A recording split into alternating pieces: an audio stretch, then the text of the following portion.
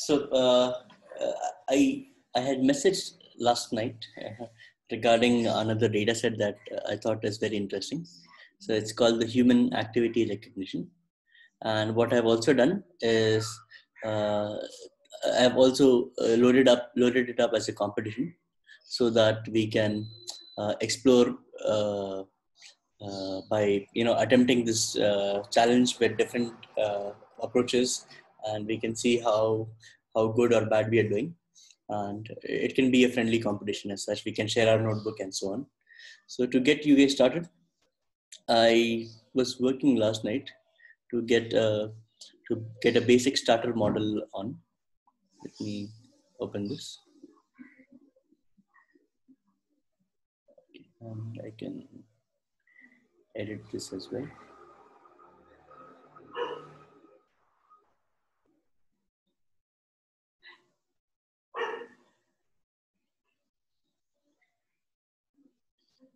Okay. So the idea of this data set is that 30 subjects were selected for this exercise, and their mobile data, their smartphone was attached to their waist, and while they were doing several activities like walking, standing, sitting, walking upstairs, walking downstairs, the accelerometer and gyroscope sensor readings were captured. Okay, and using these sensor readings, the idea is, can we find out the activity that they were doing? Okay, and then this data was pretty famous. There were multiple papers that were written on this data, using this data to test how algorithms work and so on. And for this data, what Kaggle has done, or whoever the organizers are, they have created multiple features. So from the sensor data of the gyroscope and the accelerometer, multiple features like time domain features. What is the minimum value? What is the maximum value? What is the mean average frequency? Some time domain frequency, time domain features, frequency domain features. Like this, multiple features were captured, and we have access to those features. So there are actually too many features. There are more than 500 features available to us, and it is our task to train a model that can identify these different activities that people are doing. Okay, so this is an example of that class. So as before, I'm just writing some basic steps down, loading the data, loading the different packages. So let me execute this. Okay. I load the data. So there are two files, train and test. So within Kaggle, if you are learning a notebook, you can see the data here as well. As you start your notebook within the same competition, you can see within input file, there is 64.27 MB worth of data. And within, there is a folder called as DA Coaching Human Activity. And in that, there is test and train. So here you can actually copy the path for both these. I just copied the path and you paste it here. So with that, we'll load our CSV into these two data frames, DF train and DF test. So I'll execute that. If I look at the head of both DF train and DF test, I can see, maybe in short, that there are 5 rows and 564 different columns. So there are so many columns. So from the raw sensor data, multiple features were generated. Okay. So we have access to all those features here for test, for train and test. Along with that, if you see in the last, there is a column called a subject, which tells you which subject was there. So as I said, there are some 30 participants in this survey. So the participants number they have given us, and the activity that they were doing is captured here. So similarly for the test, the only difference is test does not have the activity. So we are interested to figure out what activity they were doing. If I look at the shape for both train and test, I can see that there are 7,352 examples of train with 564 features. And with test, we have 2,947 with 563 features. Okay. So there are, I was just commenting, with so many features, it would be impossible to see the plots for all. We will limit our exploration to get basic understanding of what is happening. So at this point, it seemed to me that the data is too much. And surprisingly, I thought this would be a hard problem. But even the most basic model that I threw at this data gave an excellent score. So now I'm thinking there are maybe other things that can be learned from this model as well, from this data as well. Do you understand the question? Is there any confusion on what we are supposed to do?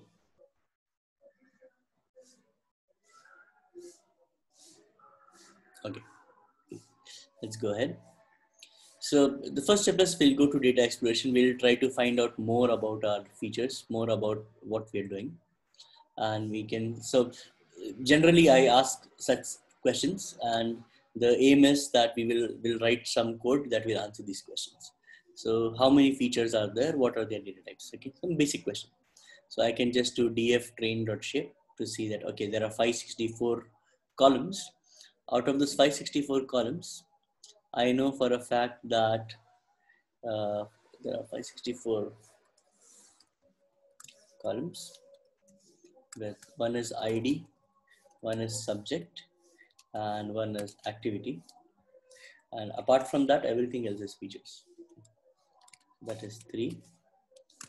And hence 564 minus 3 is equal to 561 features. So there are 561 features.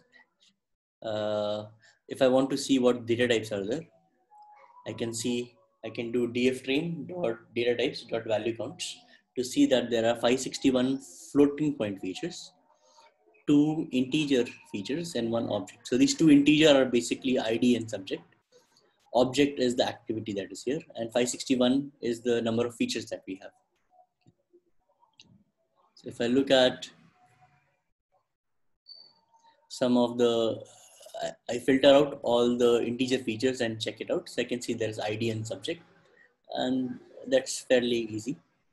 I look at the object feature, and there is an activity feature that goes standing, and the other activities. So I'm just plotting the first 3. If you go further down, we'll see what other activities are doing.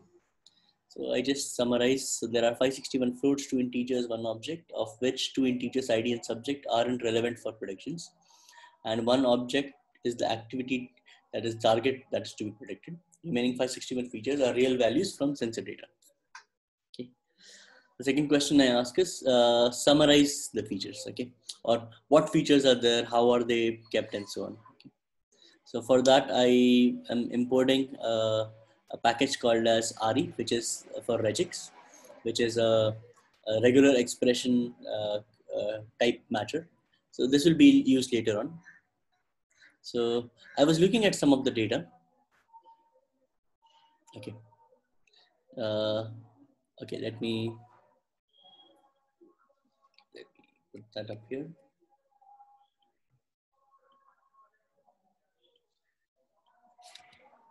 If you look at the column names, can you look at this and tell me some patterns, or what do you think this is trying to capture?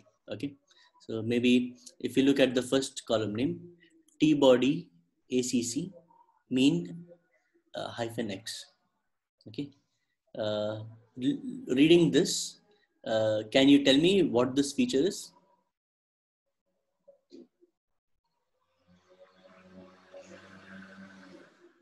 Or can you just guess something, what this feature is trying to explain?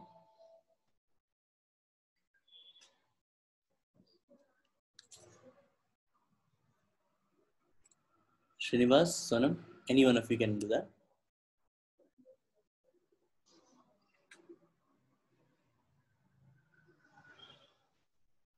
I'm not sure, but maybe the mean of the body activity. Okay, okay, good. So mean of some quantity. What is this value X here? Not sure. Okay. So since we have X, Y, and Z. Okay.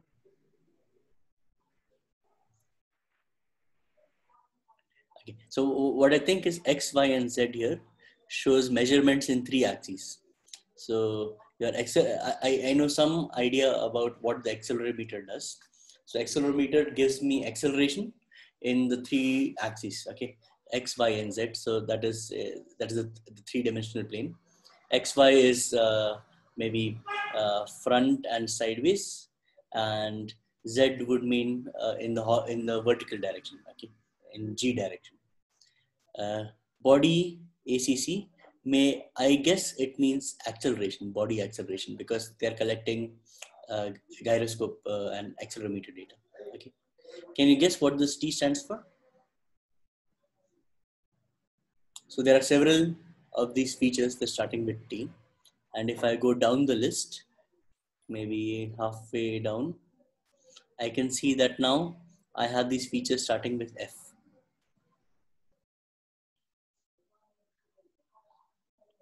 Any idea what these T and F could stand for?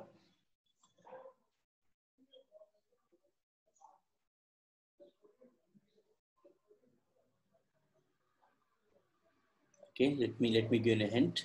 So T, as I understand, T stands for time domain features, and F stands for frequency domain features. Okay. Uh, okay. Any idea what time domain features and frequency domain features are?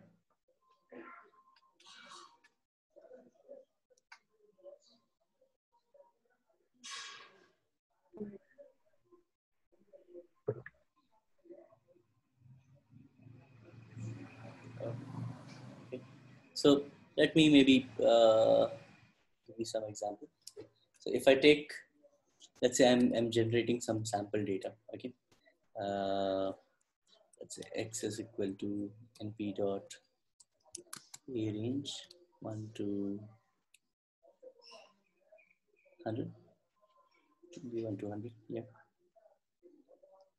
Let's say even go with steps of 0.1, and I'll do plt dot plot np dot sine of x comma x. Okay, so x comma np dot sine x, and maybe not 100. Let's go to 40. Maybe 40. Okay. So here I have a simple sine curve that I've plotted. I've got on the x-axis some quantity, and I've got on the y-axis some quantity. So generally, I would say on the x-axis I have time. This is plotted against time, and on the y-axis I can see that as time changes, my data goes up, and then it goes down, and it goes up, and it goes down, and so on. Okay.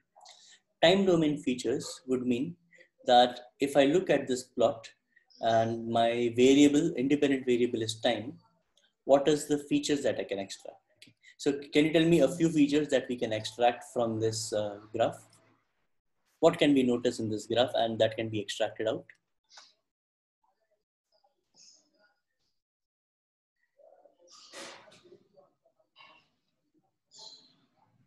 Like it's changing over time, like 25. Mm-hmm. Mm-hmm. It's changing over time, but can you tell me some features that we can extract by looking at this graph? So uh, let me give you one example. We can tell what is the minimum of this graph, right? And to do that, I can simply write np dot minimum value of y, right? And we can see the minimum value is around -1. Can you tell me some other features about this graph apart from minimum?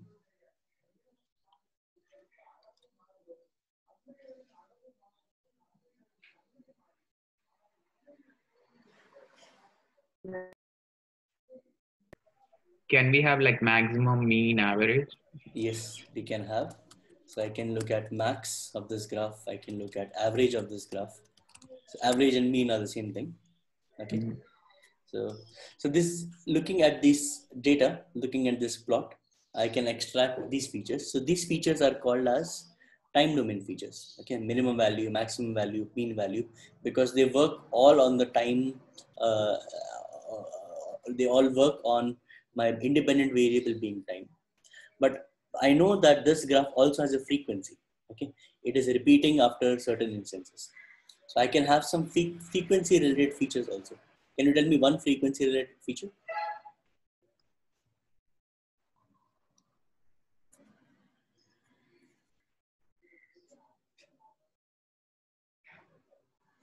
It is a symmetrical graph.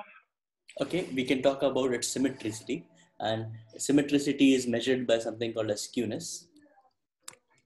So I can measure the skewness of this graph. So maybe I don't have a function here, but I can evaluate the skewness by some processes. We can evaluate the frequency of this graph.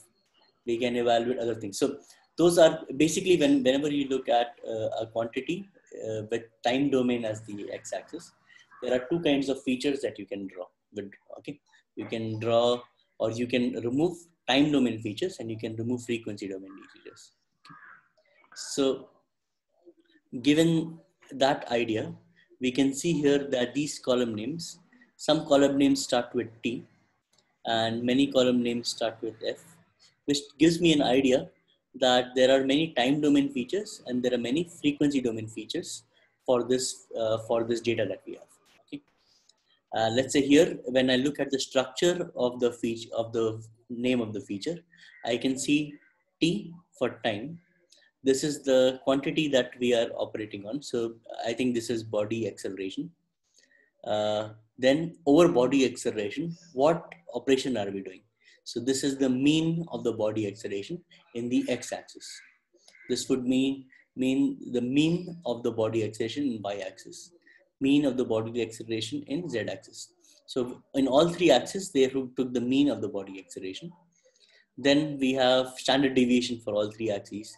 MAD stands for, I think, mean average deviation of or mean average distortion of the three axes. Maximum value of the three axes, minimum value, SMA. SMA would mean short moving average, energy, IQR, entropy. So these are all, if you have gone through, in engineering, we go through a course of something called as digital signal processing. If you've gone through DSP, many of these names should be familiar. Okay. So what I wanted to do next is I wanted to see from this feature. So like I'm asking the question, summarize the features. I wanted to extract what are the different quantities that we are drawing. Are they time domain? Are they frequency domain or something else? And what is the function that we are trying to extract for that feature?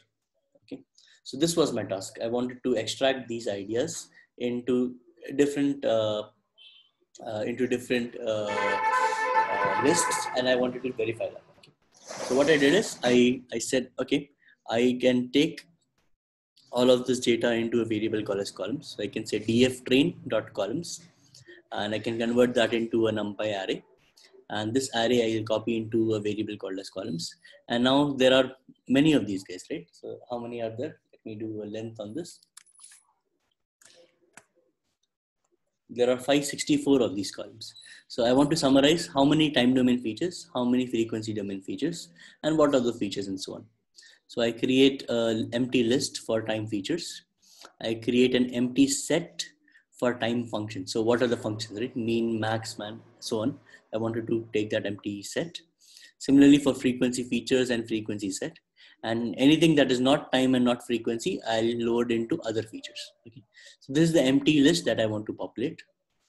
Then I created a counter to see how many time features, how many frequency features, and how many other features. So this will store the number. I start with them with 0. And I create two regular expression extractions. Okay. So this will help me to read through the column name and extract data. So I'll tell you how this is read. Let me show you a few examples of what column looks like. Or maybe I can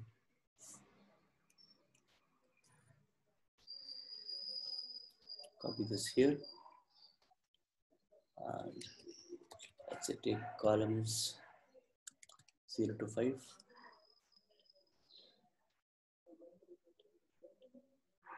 Okay, so if I take the first 5 columns, I can see that I have ID, T body, acceleration, mean, X, and so on.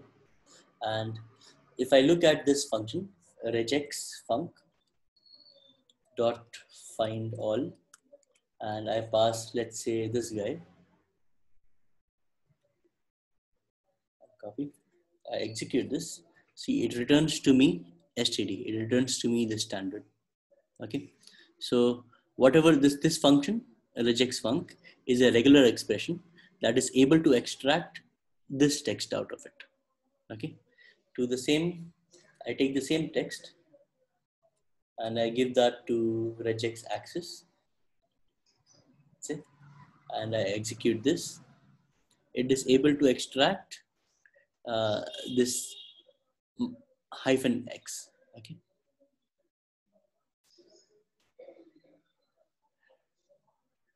Okay, I'm not using access anyways, so let me remove that.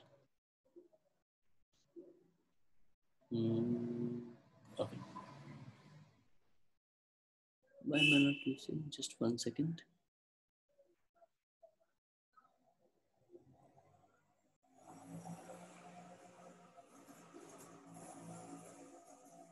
Okay.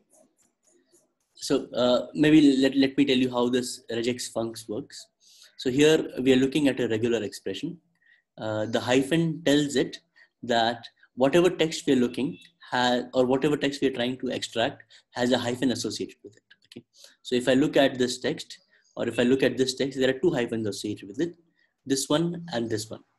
So again, I have to shortlist something other things. Okay. So then I said, after the hyphen, this is the capture group. Okay. This is what I want to extract from this text. Anything within this parentheses. Now within this parentheses, I am putting this code that is look for small characters. Okay, look for small a to small z. So I can see that all of these values are written in small. So that is what I want to extract. So small a to z. The plus sign says that there are multiple of these small a to z. So from the hyphen, small a to z, multiple of these. So I get all these values, mean, standard deviation, and so on. For the other one, to extract axis, this says starts with a hyphen. Okay, so starts with a hyphen, and then whatever I want to capture, it has series of capital A to Z, series of capital A to Z. So that is why it is able to extract the X. I'm also interested in extracting the first part, T body or after body. What is this body, acceleration, and so on. So I've not written the code. I think we can write that code now. But before that, let us execute this and see, is it working fine or not? So I create this regex func. Now for all the different columns, so maybe for I in range columns, I could also have done for I and call in enumerate columns. In that case, you can just put call here.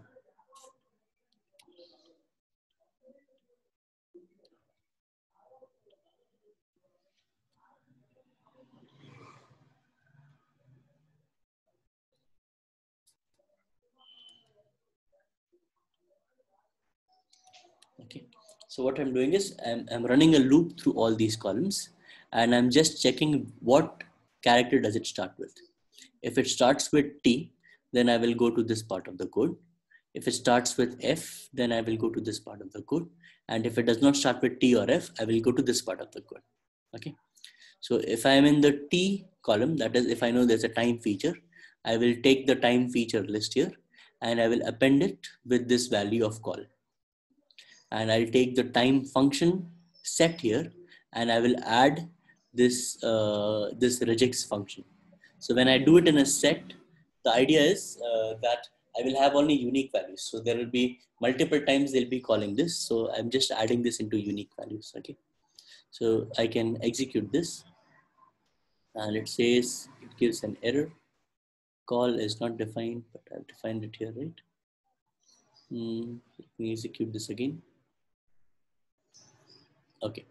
Sometimes in Kaggle it gives a problem. When I execute it 2 times, it is working fine. Now I can look at the time features, frequency features, but I also was interested in getting out the first names. Okay. So let me quickly write a regex code that can do that. So we'll write maybe regex feature is equal to re dot compile. So we'll try it out here first.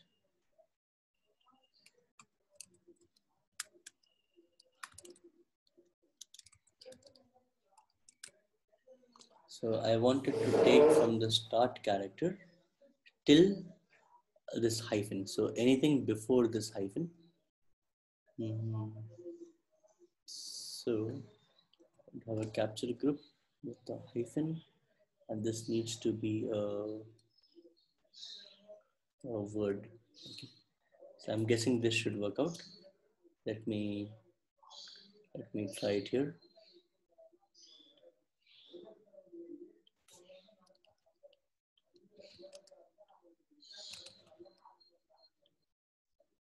Okay, so this captures C. Out of this, okay, it has given this C. Okay, so it end, that is fine, but let me put a plus here, maybe. Great. So I'm saying capture a word. There can be multiple characters, and it ends with the hyphen. So it takes this one, this guy. So that is what I wanted, the regex feat. So what I can do is I can features, I have already time features. So let me say time more than features. Okay, so this is the entire list. Maybe this can be calls, and this can be time feeds. Okay, so this also I want it to be a set. Similarly here I want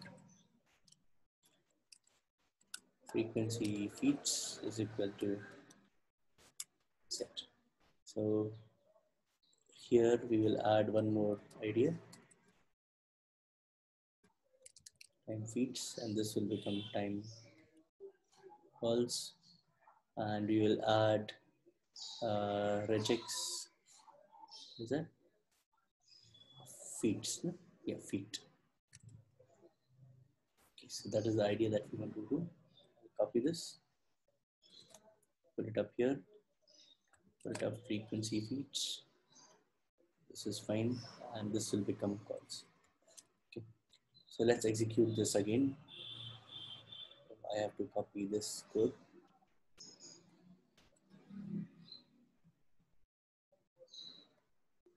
Okay, so we'll execute this, and now we have time features and frequency features like before. We have other features, but I'm also interested in what are the time and frequency. So these are the functions, but I'm also interested in what are the features that we are trying to capture. Okay, so rather than features, I should call it functions. Here also functions. This is fine. And features will come from sorted time feeds.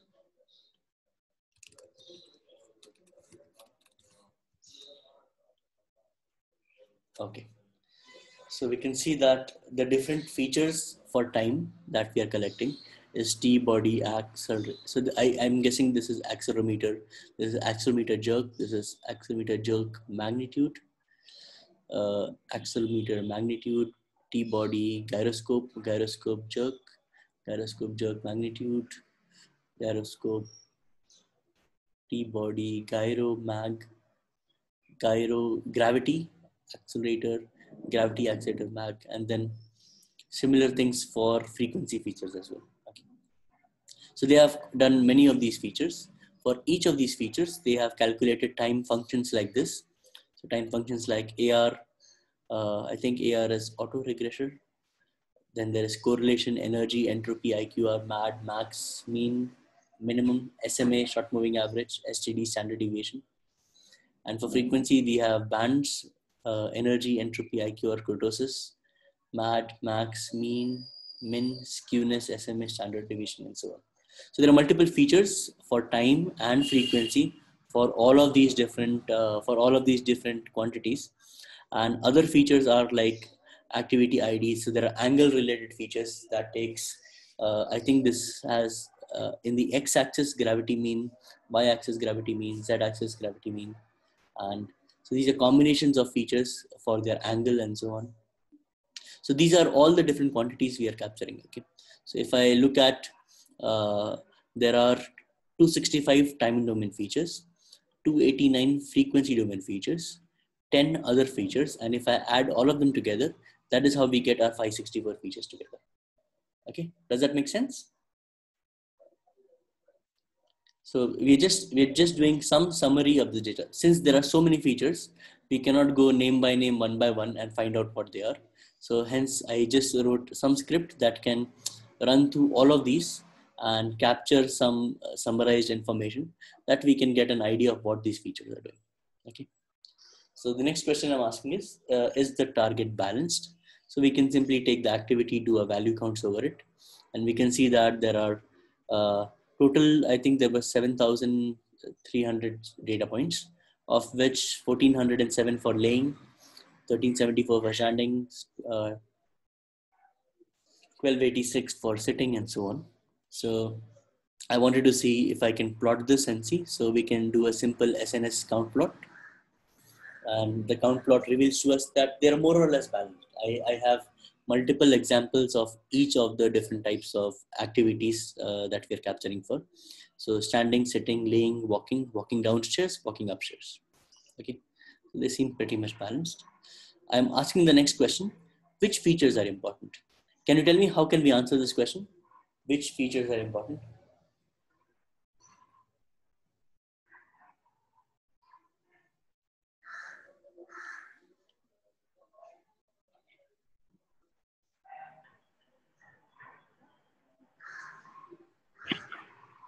Sorry, ma'am, are you saying something? Sir, I think so. From this activity, we can understand that how many people are doing the activity, kinetic energy, and Okay. that So, yeah. body movements or anything. Right. I don't know. Right. So the idea is we have to see which features. So here we have our prediction features and we have our target feature. So the target feature is the activity that we have. Okay, so these are the different activities. This is the target feature. When I say which features are important, what I mean is we are capturing so much data, right? Correlation, T-body, acceleration, and so on. So which of these features can help us identify the one of these 6 activities? Okay, of the 561 different features we are looking at, I'm interested to find out if these features are relevant for identifying this activity or not. Okay, so for that, what should we do, or how can we find that out? Have you understood the question, Srinivas? Like distance between the two nearest points. How will that help us in finding out the activity?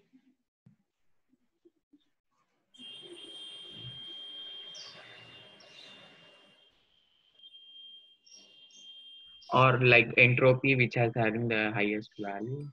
Okay. So one key term that helps us to find out is correlation, right? So how is the activity correlated with the features? And if we can check the correlation, that will give us like positively correlated, negatively correlated. 0 means that basically that feature has nothing to do with the activity. So correlation is an easy one to find out.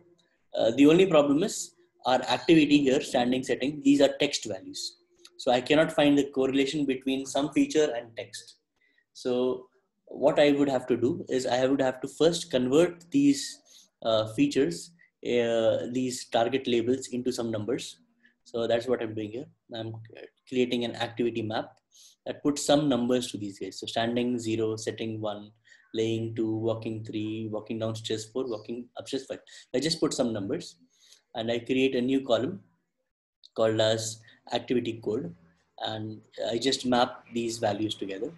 I can simply verify if they are right or not. So if I do value counts on activity, I get these numbers. And if I do a value count on activity code, I get the same numbers, just that these texts are replaced by the code that I have given. So this is fine. To see how my data is correlated, I can simply do I can write the correlation function. So let's say if I write df train.cor, that will give me the correlation. Now, since there are so many features, it will take some time to execute. Okay, so this is the correlation between the different quantities. Okay, but the thing is, since there are so many of them, and I will not have, I cannot read through this data and see. So it makes sense if we could plot this data, that would probably reveal to us better. So again, since the plot also will become very complicated, I divided this into 2 plots. I took all the time features that we captured earlier. So now this will be time calls because I changed the name, and all the frequency columns, and I added activity code to it, and we are doing the correlation between all the time features, but I'm putting that on an SNS heat map. Okay, so when I execute this, it creates a heat map that gives me an idea of how the data can be correlated. This is too big of a heat map. Cannot see everything together. So let me maybe reduce the size.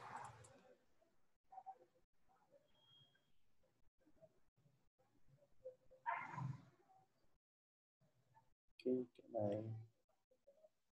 okay, maybe let me take it more down.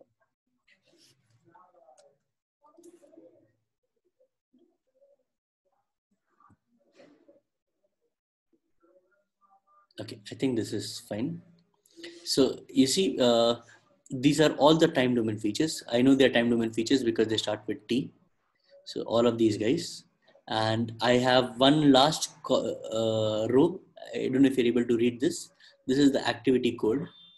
And again, here also I have all of these guys, all of the same features. And the last column would be activity code. Okay. So this color bar gives me positive correlations and negative correlations with the data. Whitish color means 0 correlation. That is that feature is not very important. More red means more of positive correlation. More blue means more of negative correlation, right? So can you probably tell me what is the interpretation of these colors here, lights and darks? So you can see there is a light band here for all of these features. What does that mean for these features here compared to the dark bands here? Let's say if I look at these rows here, these light bands, what does it represent? These dark bands, what do they represent? Any idea? I think light bands has low correlation. Right. Than the dark one. Exactly. Right. So light bands means that features are basically not as important as the darker ones. The darker ones have more correlation between each other, whereas the lighter ones have even less correlation. So here, if I look at the lighter ones, I can see that we have T-body, etc., AR coefficient, X1, gravity, accelerometer, and AR coefficient of over these quantities. So these quantities, features, they don't capture too much data. Okay, if I just look at the activity column here, which is the value that we are interested in, we can see different features, and the darker ones for red or blue are the features that are more important to us, and all of these lighter guys, this one here, these features here, these features here, these features here, are not as relevant to us. Okay, so I can use since there are too many features, maybe individually I cannot find out, but when I look at a plot like this, it gives me some better understanding that not all of the 561 features are important. So this was just half of them, that is time domain related features. I can also do frequency related, plot of frequency related features. Make this 0 and 0 and execute this. You can see all of these are frequency related features. Again, even though the text, it is not able to write all the columns here because there are many of them, but the last line here, the last line of colors here represents the activity code. So I can see even for the activity code, there are some, many of them here, we can see less of blue, right? So most of the frequency domain features are positively correlated. Whereas in here, we can see red, we can see gaps of blue as well. So we have negatively correlated features as well. Since these numbers are more, I would say that frequency domain features are probably more important than time domain features, because there are many of them time domain features that are not as important as well. Okay, so some idea we have got. I thought maybe before doing more analysis on the data, let me just put a simple model and see what this how this model is operating. If it is operating good or bad, that will decide how much work we need to put in. Okay, so we come to modeling phase. I just load train, test, split from model selection to divide into train and test. I load K-fold and grid search CV, but I did not use these guys here, and K-fold I'm calling it later. So I'll remove this from here. I will drop the irrelevant columns. So ID, subject, and activity, these columns are not irrelevant to us. They will not help in prediction. So I'll remove them out. And activity code is what is the feature that we'll be using. So I'll copy that into Y. That is the target variable we are trying to predict. And everything else remains in train. So that is the X data that we have.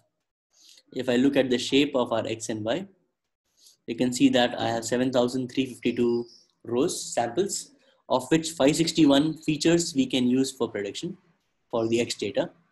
And the one value we are predicting goes in Y shape. I further divided this into train and test. So I do a 20-80% split. So 80% of the data goes to X train, Y train. 20% of the data comes to X test, Y test. I also did a stratify. So stratify with Y, so that I get equal division of Y in both examples, train and, so I should have all the samples in train and test both. Okay. So this is a simple split. If I look at the shape of train data and shape of test data, we can see that 5,881 examples we will be using for training, and 1,471 examples we can use for testing the model. So since there are multiple features here, I loaded a preprocessor called a standard scaler. The idea of standard scaler is so that we'll do feature scaling. Most algorithms, they work well if the features are balanced, or they have zero mean and unit standard variation. So we call standard scaler. I'm calling a very simple model called as logistic regression. And I call also SVM. So I did not use SVM, but maybe in this example now we will use SVM and see how that works out. And to check the metrics, I'm calling something called as classification. So I execute this, so that loads all of the data. I call standard scaler. I take an instance of standard scaler, get that into standard scaler. I fit the standard scaler, or transform the standard scaler with X train. So that gives me the X prep train, and I just transform the value with X test, that gives X prep test. So here maybe an interesting thing to tell you is when we do a fit transform with X train, what it will do is all of the different features, it will scale it or standardize the features, and it will load that into X prep train. So let me execute that. I'll show you both of these ideas. If I look at X train, so this is what my X train data looks like. Okay, so you see this data. If I do a dot describe on this, then I can see different features have different ranges. Okay, so here many of them are in the range 1, but if I go towards the end, I can see some features only have values between a minimum value of 0.05 with max value of 0.47 and so on. So their range may or may not be standardized. So when I do this fit transform on xprep train, if I look at xprep train, and since they are since it has converted that into NumPy, I can do a mean on axis 0 to see what is the mean of these guys. I can see that all of these means now are very close to 0. In the original case, they may not have been closer to 0. You see, there are different values of mean, but here now all of these are very close to 0. Okay, any number raised to minus 17. So we have got 0 mean. And if I talk about standard deviation, then we have unit standard deviation for all of these cases. Okay? So this is what our standard scaling has allowed us.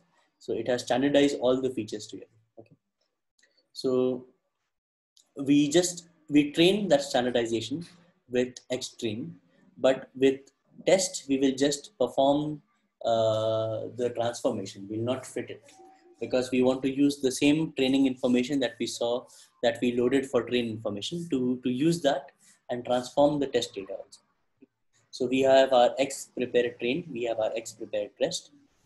We load a simple model called as logistic regression, and we fit the logistic regression with the prepared train data and Y train, and we predict the answer for the train data with YPRED. So Y prediction is the prediction of our training, and Y train is the actual answer. So if I do a classification report on Y train and YPRED, we can see how good is our training accuracy. Okay, just for fun, can you guess what training accuracy would have we gotten? Is it greater than 70%, 80%, 90%, 95%? Just give it a guess. I would say 80%. Okay, so that is what I also expected. Okay, so when I executed this model, I was interestingly surprised to see that we got 100% accuracy. That means for all the training examples, we were able to tell for 100% of the time what is the activity we are doing. Okay, so with so much data, the model is already very, very good. Okay, so even logistic regression is one of the simpler models. It is not very complex. It is very, very basic idea. And even with this basic model, we are getting 100% training accuracy. So I thought maybe we are being too optimistic because we are checking on training data. A true test would be what is the validation score? Okay, so because that part, when my model does not see all of the data, what is the score that it gets? So I said, okay, let me call two more functions called as cross validation power score and k-fold, and we'll divide it into 5 splits. And if I train the model for these 5 splits and I check the score, I still see, okay, so let it execute. Okay, I see that these are the scores. Okay, for 5 scores, we got 98% accuracy, 98% accuracy, 97%, 98%, 97% accuracy. Our mean accuracy, mean of all these accuracies is 98.1, and a standard deviation is 0.003.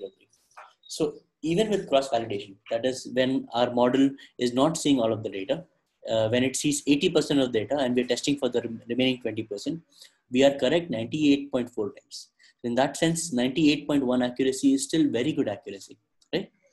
So I was pleasantly surprised or interested to see how this works out. So I said, okay, this is fine. This is cross validation.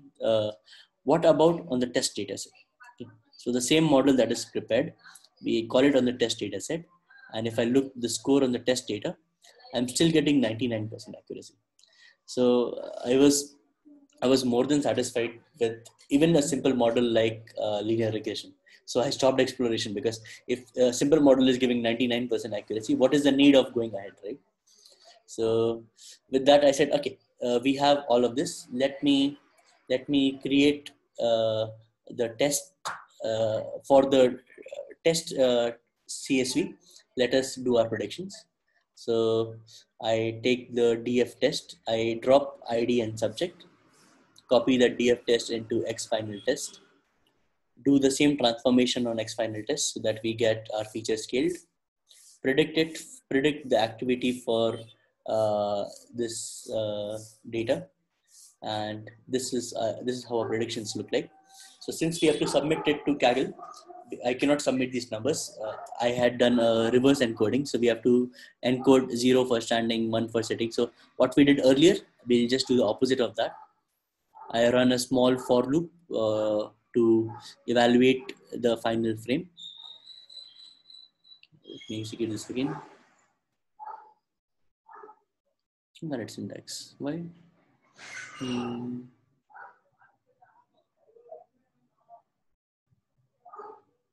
Okay, now it got executed. I then load this into a data frame. And if I look at the head of the data frame, I can see that these are the different things that we are predicting. Okay, so I uploaded this data on Kaggle, and I found that even for this,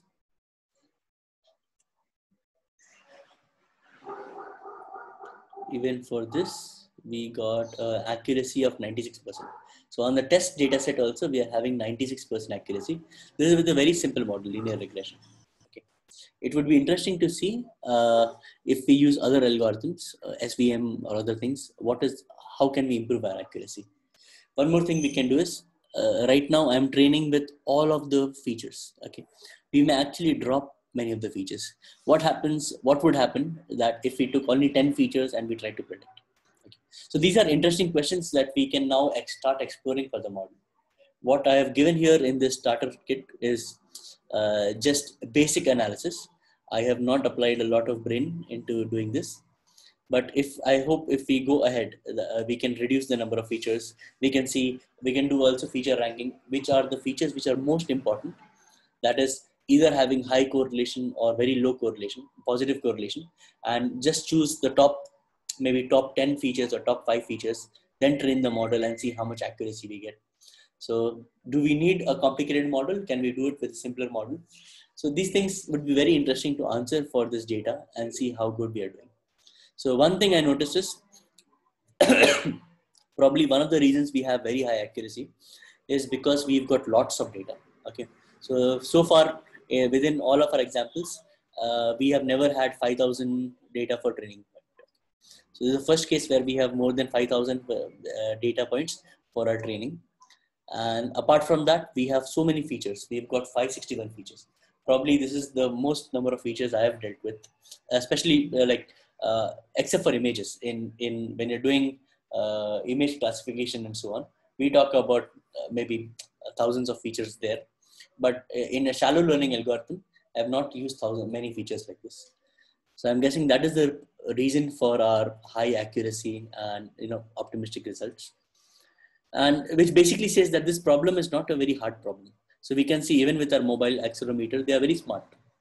If you're walking or if you're running, so using GPS, we can find our speed. Google, if you're using Google Maps regularly, you can see that it gives you a very good speedometer along with your smartphone. So this data is fairly clean data. And by very simple analysis also, we can get a lot of amazing results with our smartphones. Okay. So this exercise was good for me. I learned a lot of things. I hope you guys also learned a lot of things. Do you have any questions?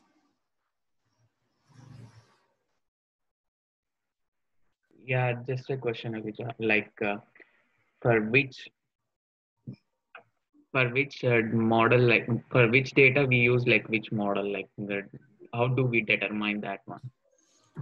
Okay, so very, very good question. I can give you one thing here.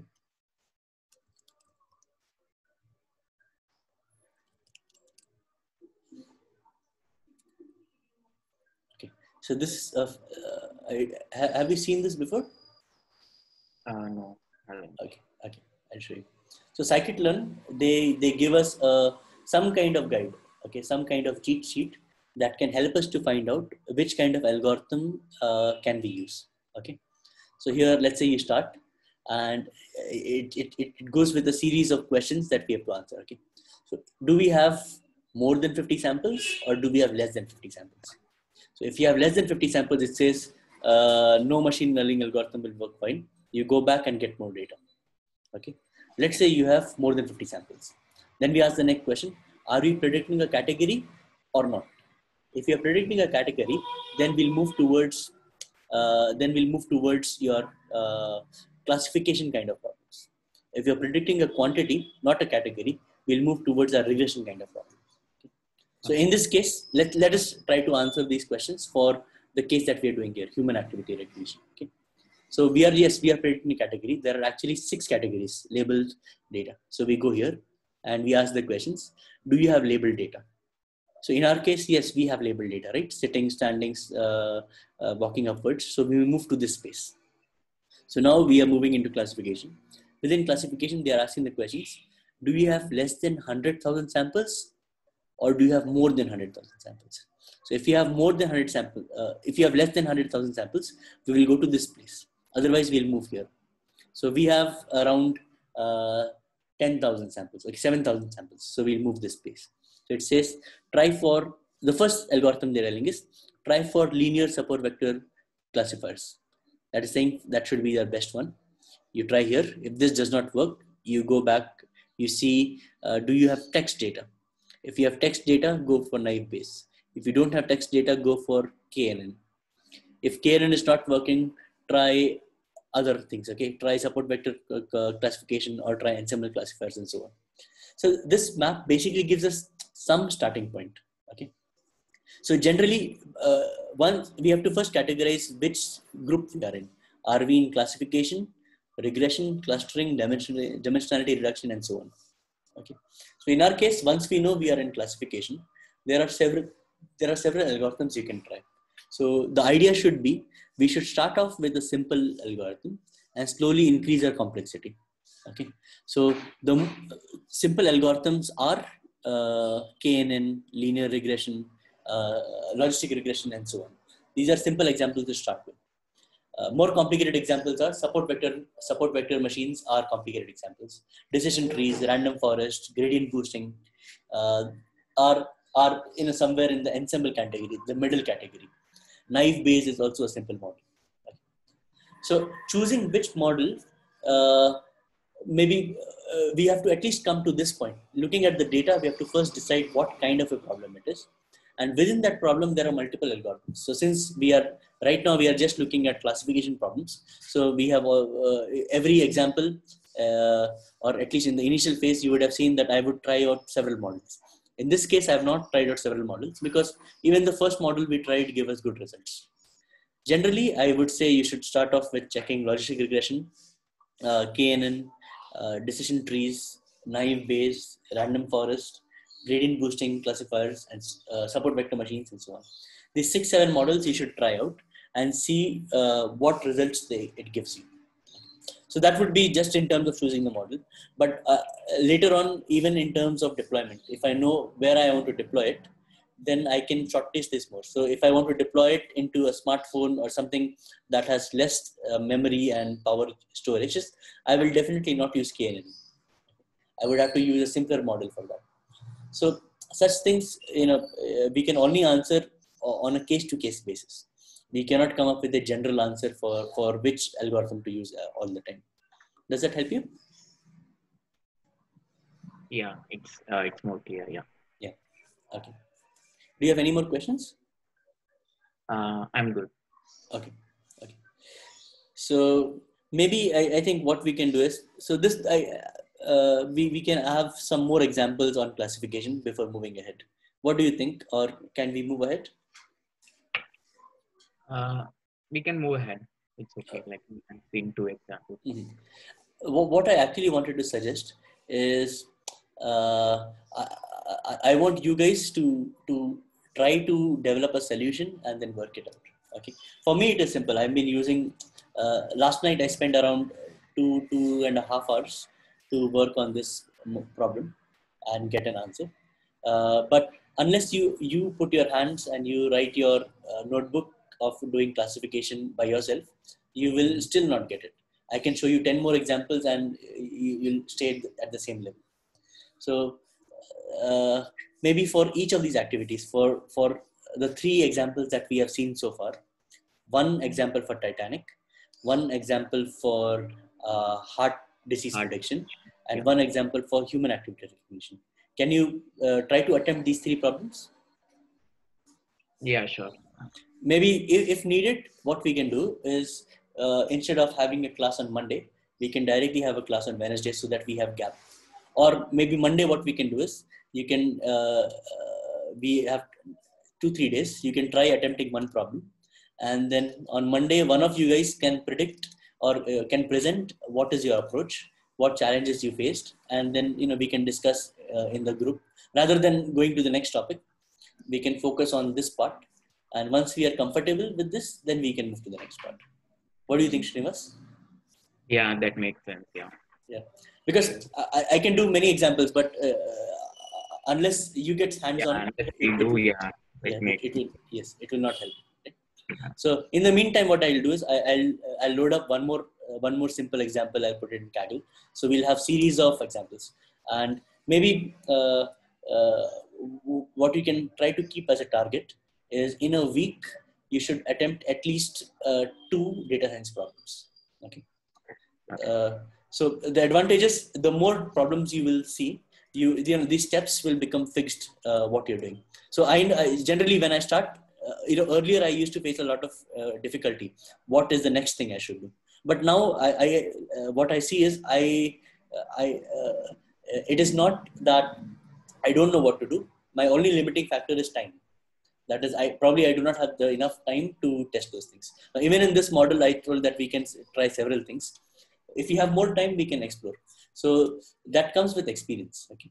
So I will load up some more questions, and probably next class I'll put it up in the group also, so Svecha and Anand will know. And in the next class, we can try to take maybe let's start with Titanic itself, and your approaches on Titanic, and we can discuss what struggles you went through.